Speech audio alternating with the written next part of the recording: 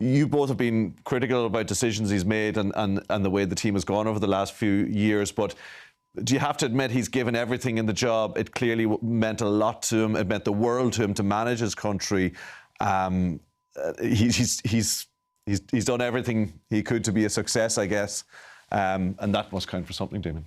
Absolutely. You know, he gave it his best shot. He wasn't up to the task. Yes, he blooded a lot of young players, but it hasn't worked out for him.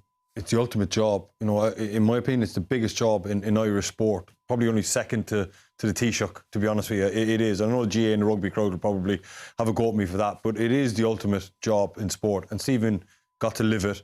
And he gave it his best. There's nobody doubting his commitment. He didn't come in here and keep it at arm's length. He got right into it. But I just think he just wasn't up to it, unfortunately. And he got 3 years, so he can't complain about time.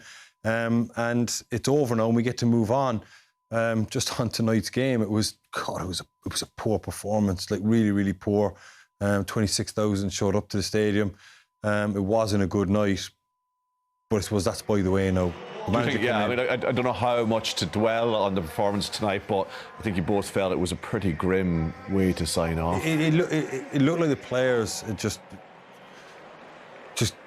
throwing the total is too harsh, really, you know. But it just looked like the players were just disengaged mentally.